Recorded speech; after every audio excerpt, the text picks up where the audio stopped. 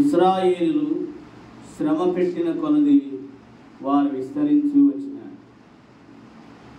మన విశ్వాస జీవితంలో ఎన్ని శ్రమలు, ఎన్ని కష్టములు, ఎన్ని బాధలు ఈ విశ్వాస జీవితంలో వాటిల్లుతాయో వాటన్నిటిలో ప్రభు నీకు అధికమైన ఆశీర్వాదాలు ఇస్తాడు. అందుకే క్రైస్తవుడు అయినందుకు హింసము కలుగుతుంది. ఆ హింసల్లోనే శిరులుగా, ఆనిముత్యములుగా తయారు కాగలుగుతాం. అందుకే నిజమైన క్రైస్తవుడికి శ్రమ ఖచ్చితంగా వస్తుంది. శ్రమయే మనకు ఆశీర్వాదం, శ్రమనే మనకు ఉన్నతమైన శిఖరాలు ఎక్కించేది, శ్రమనే మనల్ని విస్తరింపజేసేది, శ్రమలోనే చరిత్ర తిరగరాయగలుగుతాం. అందుకే శ్రమ దినంలో కృంగి నీడల చేతగాన వాడవుతావు అన్నాడు. శ్రమ దినమున నీవు దేవుని మీద ఆధారపడే వ్యక్తిగా ఉన్నాడు. అందుకే బైబిల్లో మనం గమనించినట్లయితే దేవుని బిడ్డల మన జీవితంలో శ్రమలు మనల్ని ఉన్నతమైన శిఖరాలకు ఎక్కిస్తాయి. బైబిల్లో మనం చూసినట్లయితే నిర్గమకాండ 1వ అధ్యాయంలో మనం చూసినట్లయితే వారు శ్రమ పెట్టే కొలది వారు విస్తరించిన రాయబడ్డారు. నిర్గమకాండము 1వ అధ్యాయం, నిర్గమకాండము 1వ అధ్యాయము 11వ వచనం. కాబట్టి వారి మీద పెట్టిన భారములలో వారిని శ్రమ పెట్టుకు వెట్టి పనులు చేయించు అధికారులను వారి మీద నిలువగా వారు ఫరో కొరకు ధాన్యాదులను నిలువ చేయి పితోము రామశేషు పట్టణము కట్టిరి. అయినను ఐగుప్తులు వారిని శ్రమ పెట్టిన కొలది వారు విస్తరించి ప్రబలులు కనుక వారి ఇశ్రాయేలుల అసహ్యపడిరి. కాబట్టి దేవుని బిడ్డలైన మన జీవితంలో శ్రమ పెట్టే కొలది మనం విస్తరిస్తాం, ప్రబలుతాం. శ్రమలు కలిగే కొద్దీ మన విశ్వాసము అధికమవుతుంది. దానియేలు జీవితంలో తను దేవునికి ప్రార్థన చేయకూడదని ఒక ఆజ్ఞ వచ్చినప్పుడు రాజాజ్ఞ కంటే రారాజు యొక్క ఆజ్ఞకే భయపడ్డాడు. తన ముమ్మారు దేవుని సన్నిధిలో ప్రార్థన చేయటం మానలేదు. దానియేలు అట్టి ఆజ్ఞ వచ్చినప్పటికైనా సరే తన ముమ్మారు వెళ్ళి దేవుని సన్నిధిలో ప్రార్థన చేస్తూ వచ్చినాడు. తాను తనకు కలిగిన ఫలితం ఏంటిదయ్యా అంటే రాజాజ్ఞ ధిక్కరించినాడని, రాజాజ్ఞను తను గైకొనలేదని దానియేలు తీసుకుని వెళ్ళి సింహము బోన్లో వేసినారు.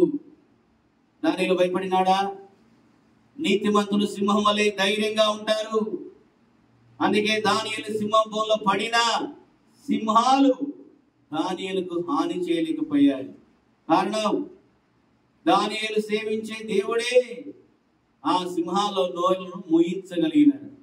ఈ రాత్రి కాల సమయంలో నీ జీవితంలో కూడా ఎట్టి శ్రమైనా, ఎట్టి కష్టమైనా, ఎట్టి బాధ అయినా, ఎట్టి రోగమైనా, ఎట్టి నిందైనా, ఎట్టి అవమానమైనా, ఏ పరిస్థితి గుండా నువ్వు వెళుతా ఉన్నా ఏది నీకు ఎంత మాత్రం హాని చేయనీయదు.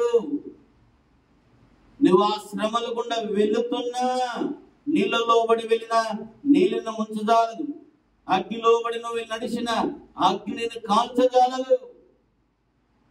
అందుకే దానియేలు సింహంలో వేయబడిన సింహాలు అతన్ని ముట్టుట కూడా దేవుడు అనుమతి లేదు మిత్రమా. అలాగే షడ్రకు అబేద్నెగోల జీవితంలో కూడా రాజు నిలబెట్టిన ప్రతిమ మాత్రమే మొక్కాలి. ఒకవేళ ఆ మృతకు మొక్కకపోతే మండుచున్న అగ్నిగుండంలో వేయబడతారని ఆజ్ఞ వచ్చినా సరే ఈ ముగ్గురు విశ్వాస యోధులు ధైర్యముగా చెప్పగలిగినారు, రాజా మీరు మమ్మల్ని మండుచున్న వేడిగుండలు వేసినా సరే మేము సేవించే దేవుడు మమ్మల్ని రక్షించుటకు సమర్థత కలిగిన వాడు. ఒకవేళ రక్షింపకపోయినా పర్లేదు, మేము మాత్రం నిలువబెట్టిన ప్రతిమకు మొక్కము అన్నాడు. వారి గట్టి యొక్క పరీక్ష శ్రమ వచ్చినా దేవుని కొరకు నిలబడగలిగినారు. సో ఈ రాత్రికాల సమయంలో నీ విశ్వాసానికి పరీక్షణ, శ్రమణ, ఏ పరిస్థితులు వచ్చినా ఆనాడు షడ్రక అబేద్నెగోలు ఏ విధంగా నిలబడగలిగినారు. దానికి వచ్చిన ప్రతిఫలం మండుచున్న అగ్నిగుండంలో వేయబడినారు. వేసిన వారు కాలిపోయారు, కానీ దానిలో వేయబడిన వారు కాలలేదు. రాజు వెళ్ళి చూచినప్పుడు మనం వేసింది ముగ్గురిని కదా, 4వ వ్యక్తి తెల్లని వస్త్రం ధరించుకొని మధ్యలో ఉన్నాడే. రాజుగారిని నిద్ర పట్టలేదు. మిత్రమా, జీవంగా దేవుని సేవకులారా, మీరు సేవించిన దేవుని రక్షించగలిగేనా అంటే వారు అన్నారు, రాజు చిరంజీవుని గాక, రాజా మా దేవుని మీద దృష్టికి నిర్దోషంగా కనపడితే కనుక మా దేవుడు రక్షింపగలిగినాడు. అందుకే వారిని బయట తీసుకొని చూస్తే వారి వెంట్రుక, తల మీద వెంట్రుక కూడా కాలేదు. మిత్రమా, కారణం వారి విశ్వాస జీవితంలో కలిగిన ఆ పరీక్ష, ఆ అగ్ని కూడా వాళ్ళ తల వెంట్రుక కాల్చలేకపోయినది. ఈ రాత్రికాల సమయంలో ఇక్కడ కూర్చున్న నీవు, ఈ సర్వనిచ్చిన నీ జీవితంలో కూడా శ్రమలు నిన్ను ఉన్నతమైన స్థాయి తీసుకొస్తాయి. శ్రమలు నిన్ను పరిపూర్ణగా చేస్తాయి. శ్రమలు నిన్ను, నీ విశ్వాసతను అభివృద్ధి చేస్తుంది. శ్రమలు నీ జీవితాన్ని ఉన్నతమైన శిఖరాలు ఎక్కిస్తాయి. విశ్వాస జీవితంలో శ్రమలే నేను బలమైన వ్యక్తిగా చేయగలుగుతాను. అట్టి శ్రమలో నిరాశపడకు, అట్టి శ్రమలో అధైర్యపడకు, అట్టి శ్రమలో సింహం వలె ధైర్యంగా నిలబడు. దేవుని కొరకే వీరోదాతగా నిలబడినటువంటి ఇదే మధ్య ఒక గొప్ప దైవజనుడు, విశ్వాస యోధుడు, ప్రార్థన యోధుడు ప్రవీణ్ కుమార్ పగడాల దేవుని యొక్క సత్యవాక్యం సరిగా చెప్పినందుకు కొరకై, ధైర్యంగా ప్రకటించిన దాని కొరకై ఈ లోకం అంతని హతసాక్షిగా చేస్తూ వచ్చి ఆయన సైతం అనగలిగినాడు, క్రీస్తు కొరకే హతసాక్షి అవుతాను అని చాలాసార్లు చెప్పగలిగినాడు. చనిపోయినా పర్లేదు, నేను క్రీస్తు నుంచి ప్రకటిస్తాను అన్నాడు. అంటే విశ్వాస యోధులుగా నీవు నేను ఉంటకు ప్రభు మనకు సహాయపడుగాక. ప్రార్థన చేద్దాం.